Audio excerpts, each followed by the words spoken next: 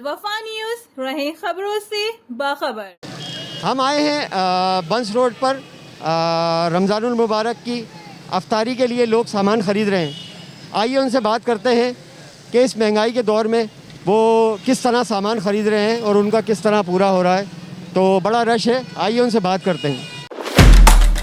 जो 1 किलो लेता था वो 1 पाव पे आ गया। अभी क्या कर सकते हैं। फुलके लिए हैं, पापड़ी लिए है, तरबूज के पैसे नहीं बचे और ना खरबूजे के पैसे बचे। अस्सलाम वालेकुम। वालेकुम अस्सलाम। इस वक्त जो आप ख़रीदारी कर रहे हैं तो कितना फ़र्क पड़ा है पिछले साल में और इस साल में? बहुत ज़्यादा फ़र्क पड़ा है, तकरीबन आधे का फ़र्क कर दिया है लोगों। तो जो चीज़ें आप पहले ज़्यादा लेते थे आप क्या कम ले कर दी गई हैं। जो 1 किलो लेता था वो 1 पाव पे आ गया। अभी अब क्या कर सकते हैं। कौन है इसका ज़िम्मेदार? हुकूमत। कोई मैसेज देना चाहेंगे इस वक्त? नहीं भाई, क्या मैसेज देंगे। अब गरीब की आवाज़ सुनता कौन है इधर। क्या हाल है आप? अल्हम्दुलिल्लाह।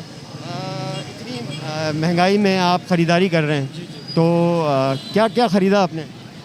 क्या ख़रीदा, बस क्या कह सकते हैं। आप यकीन करें 10,000 रुपया लेके आया था मैं। 10,000 उसमें आप समझो 2 किलो गोश्त आया, बड़ा गोश्त, 2 छोटा गोश्त के, और ये एक अभी छोटा मोटा सामान। 10,000 की वैल्यू नहीं है इस टाइम। और इस टाइम मैं कहता हूँ 10,000 कमाना आपको पता है कितना मुश्किल है। एक बंदा 20,000 बंदे की सैलरी है। तो अल्लाह ने जिनको दिया वो तो अलग बात है, उनके लिए तो इस महीना तो पर दिन का 50,000 भी खर्च करना कोई बड़ी बात नहीं। इतनी महंगाई में क्या ख़रीदा आपने?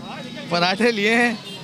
महंगाई तो है लेकिन अब क्या करें, खाना तो है ना, रमज़ान एक ही दफ़ा आता है। ये जो दुकानों पर जो है दुकानदार अपनी मर्ज़ी के रेट हैं, अलग अलग रेट हैं, ऐसी बात हाँ, सही? नहीं देखें, रेट तो है कहीं भी। अब वो पिछले रेट थे 230, अभी उन्होंने 200 का दिया है मुझे, तो ऐसा तो नहीं है। अब चीज़ का भी फ़र्क होता है। देखें, हर जगह का रेट अलग होता है।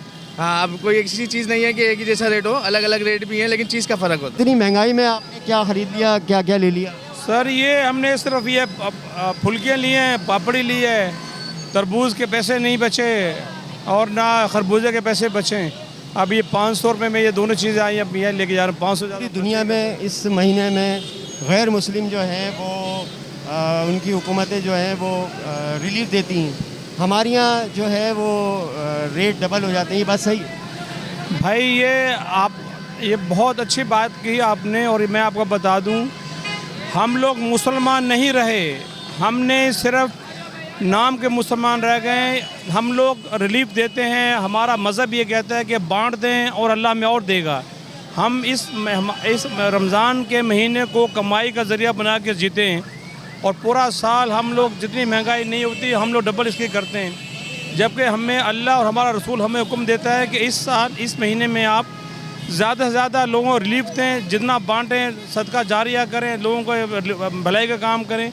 लेकिन हम शायद मुसलमान नहीं रहे, यही वजह है। इतनी महंगाई में क्या ख़रीद लिया आपने? जो ख़रीदना था वो ख़रीद लिया। बाकी महंगाई बहुत है, रमज़ान है, अल्लाह पाक सबके घर में रोज़ी हो। कैसा महसूस हो रहा है रमज़ान की ख़रीदारी में? क्या क्या दिल चाहता है, क्या सब चीज़ें हों, लेकिन इस वक्त कैसा फील कर रहे हैं? फीलिंग ये रही है, महंगाई बहुत है। अगर मैं ख़रीद सकता हूँ तो कोई और नहीं ख़रीद सकता। इसलिए से गवर्नमेंट को चाहिए कि सब चीज़ों का रेट कम करें। रमज़ानुल मुबारक के आते ही लोग इफ्तारी का सामान ख़रीदते हैं, लेकिन देखा यह गया है कि महंगाई की बाइस इफ्तारी का सामान ख़रीदने के लिए लोगों के पास इतने वसाइल नहीं थे कि जितने होने चाहिए थे। लोगों का कहना है कि सभी कुछ ख़रीदने का दिल चाहता है, लेकिन हमारे पास इतने पैसे नहीं कि हम अपने बच्चों के लिए वो सब कुछ ले सकें जो इफ्तारी के सामान में ज़रूरत होती है। कैमरामैन दानिश के साथ M A Rahmani, Alwafa news, Karachi.